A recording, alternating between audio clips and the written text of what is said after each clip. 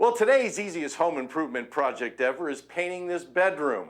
I'll give you some painting tips along with recommending some great products so that your project's successful. Now, we ended up here a little bit by chance. It was a contest with In Touch magazine. Joining me is Flo Murphy. And Flo, thanks for coming out. Tell me about the contest. The contest was called Pick Your Fix, where our readers got to choose between 4 easy home improvements. And the winner won a painting job by CertaPro Painting. What's great about painting is with our readers being so busy, painting can transform a room very quickly, but if they need professional help, they could call CertaPro. Very good. And yes, we did call CertaPro. They're going to help us with our project. As you can see, this home, I'd say probably about 13 years old, antique white. It needs a little color, and we're going to get started. All right, preparation is the key on any successful painting project. So the first thing we got to do is check out the walls. Make sure they're not kind of dirty or slippery. A lot of the grease that accumulates in a home ends up on walls.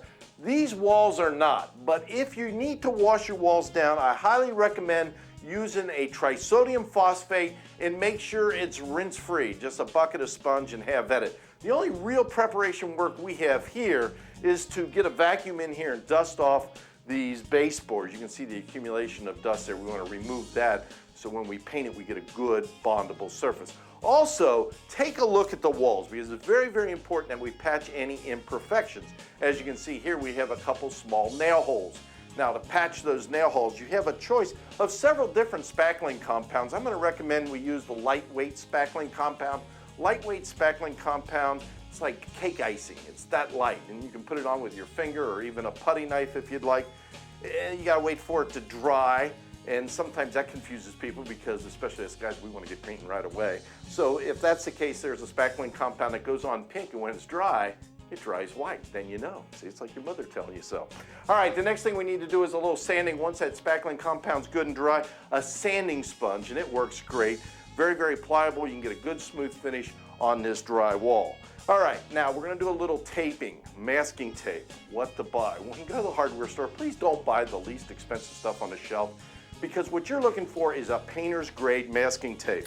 Painter's grade masking tape has very even glue throughout the tape so that the paint doesn't seep behind the tape. That's very, very important.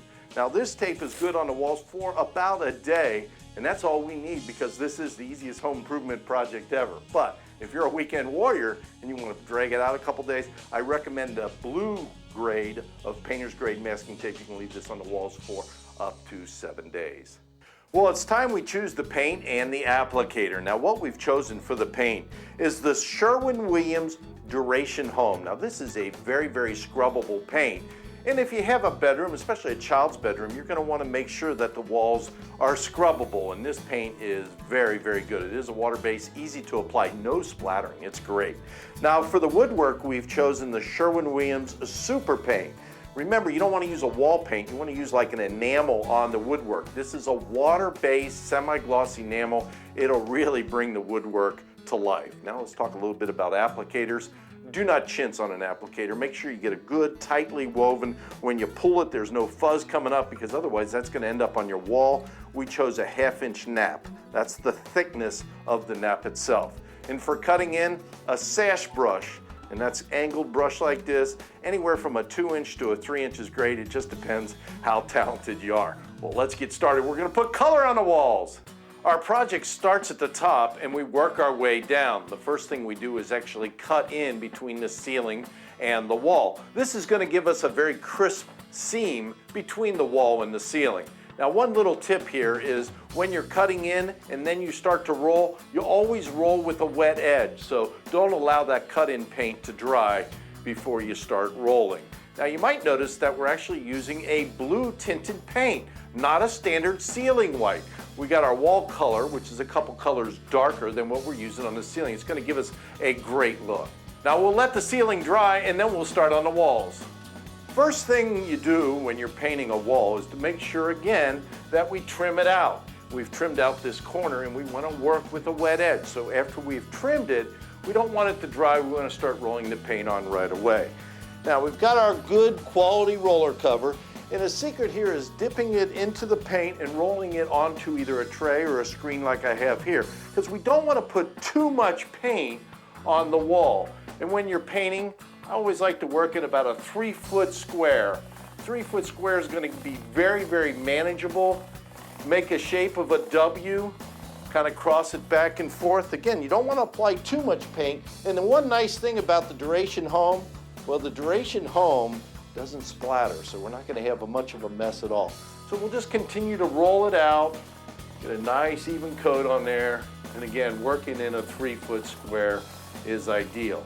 Now, when we work on the woodwork, the first thing we want to do is we want to lightly sand all of our woodwork, make sure all the residue is completely off the woodwork, and then a nice, long, firm stroke across the woodwork is going to give us a good layer of paint.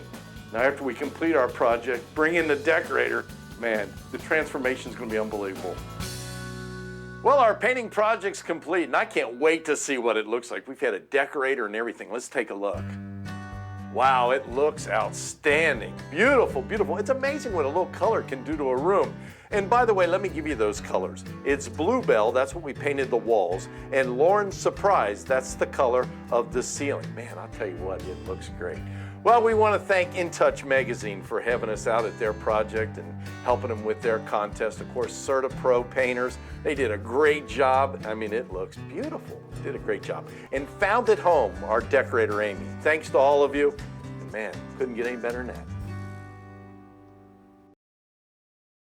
Well, today we got a fun and interesting project for you. We're going to do a little painting. We're going to start off with a very barren room, and we're going to transform it into a retreat. It's going to be beautiful. We'll show you step by step how to get the base paints down, and then we're going to show you how to faux paint. So we'll give you all the information you need. With me is